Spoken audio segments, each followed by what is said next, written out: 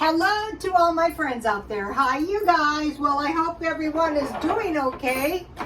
Well, I got my yard looking decent. I posted a photo of my front yard on Instagram if you want to see that. It's pretty unexceptional, but it looks good if you knew what it looked like before, because it looked pretty awful. That's how I got all this sun yesterday. And then today, I have this big mess from the swap meet.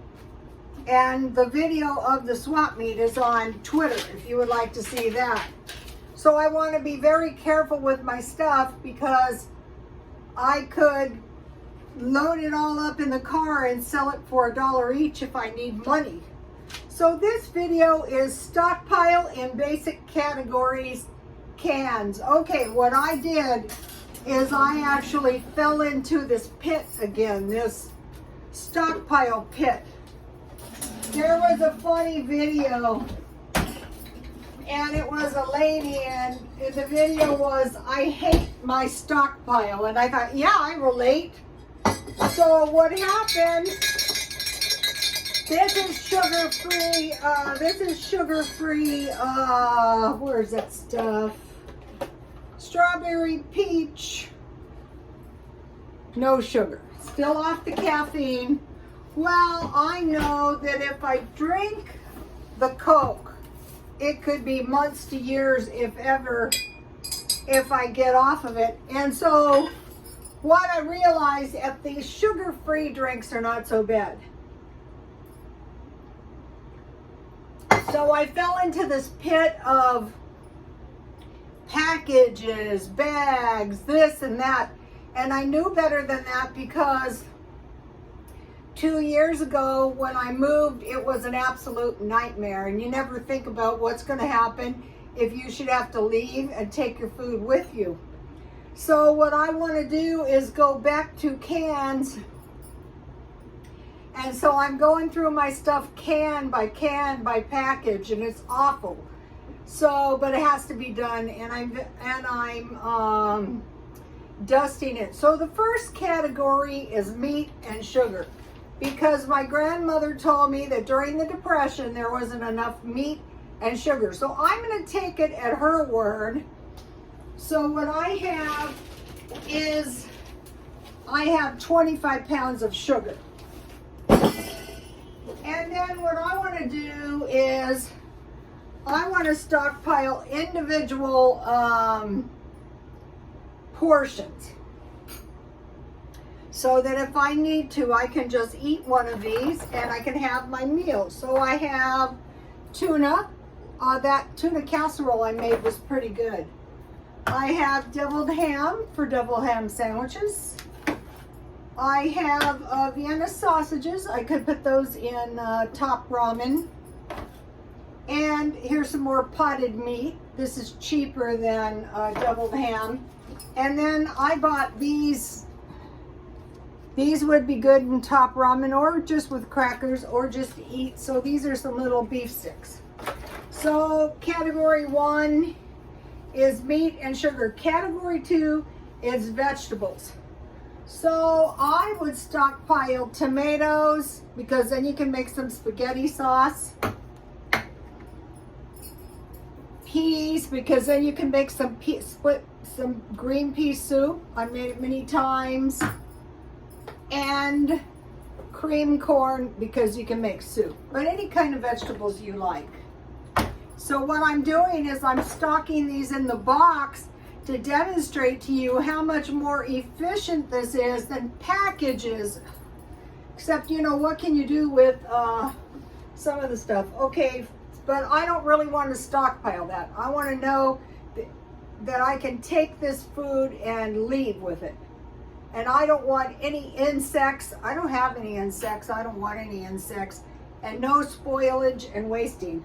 Okay, the next one is fruit. So say peaches, you know, to make cooked fruit, or peach cobbler. Pears. I made the bread the other night out of the pears. Cooked fruit. I told you guys that many times. This is good. pineapple in its own juice. So now if something happens and there was no water, you have water in these. I mean, it would be bad, but it's better than nothing. And fruit cocktail, whereas dry fruit, not so much. This one holds 24 cans. So the trick to this is to get your cans pretty much the same height. Okay, so we had meat and sugar, vegetables and fruit. Now soup. Okay, I got these really good deals on soup at 99¢ only. I got the big ones. So the thing about this that's good is you just heat these and eat. So the water is already in there. So once again, if there was a water shortage, these are good. Any kind you want. Canned meals, any kind you like, but the ones, some of these brands are $1.99. And you know, this one I bought dented, but canned meals. A good strategy is one of these boxes with 24 canned meals. Okay, beans, just get the kind you like. This could make a lot of burritos, and you know, chili is always good. Something happens or someone comes to your door, you have exactly the food that you can give them. Okay, and then I've been eating these lately.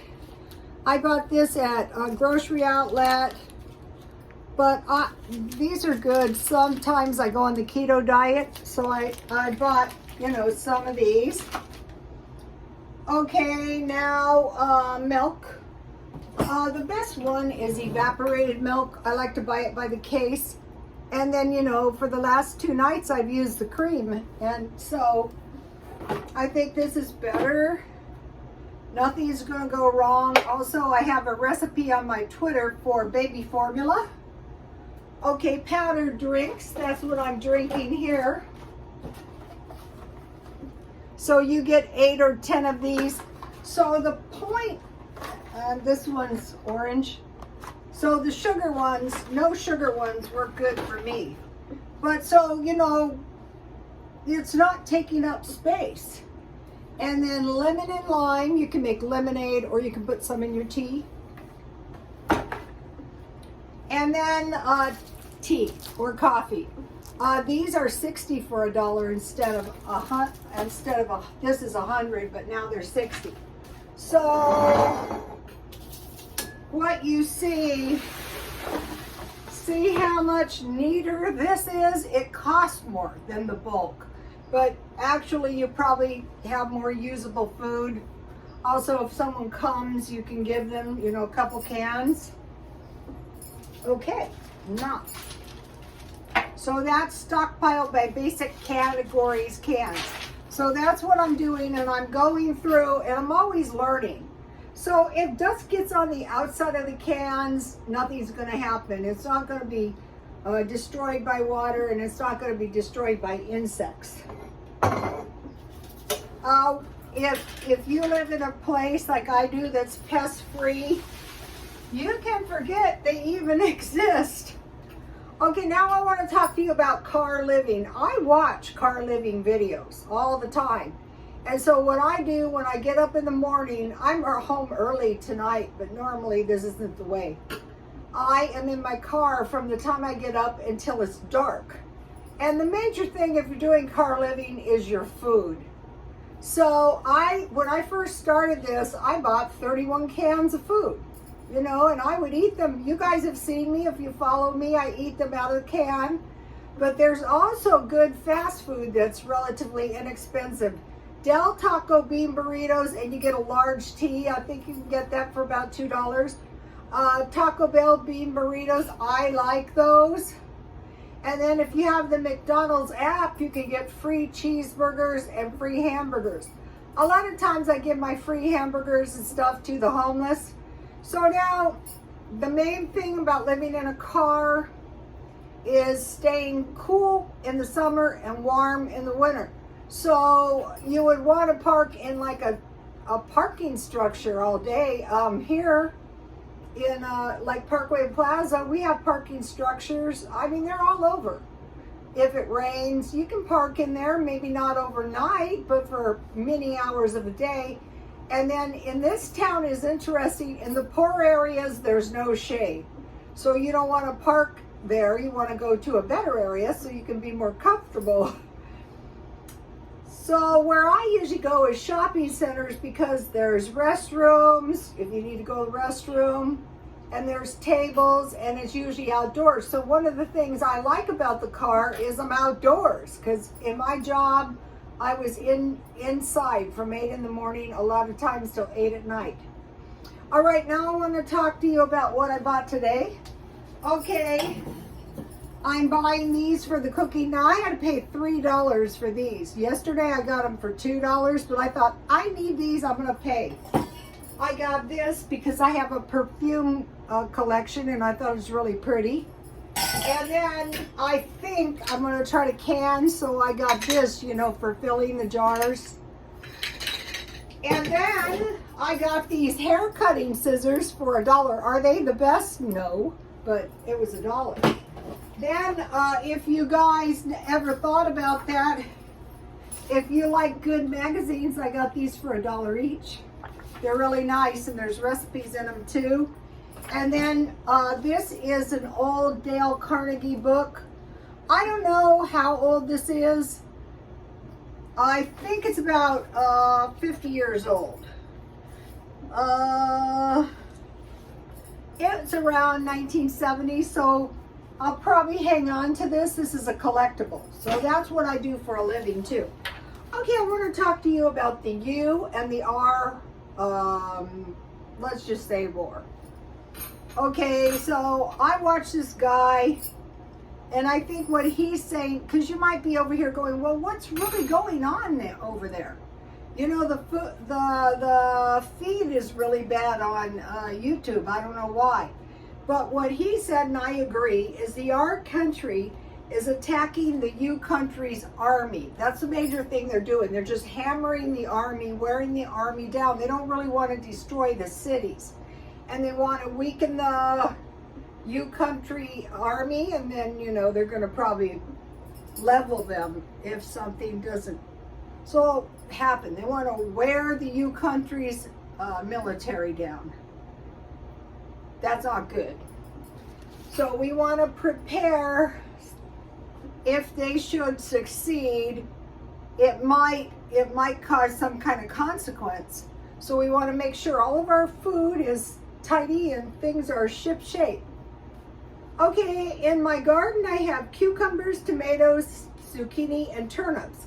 Indoors I want to grow celery, lettuce, and green onions. So be thinking, wow, you know, what I have in my backyard is a planter box, basically.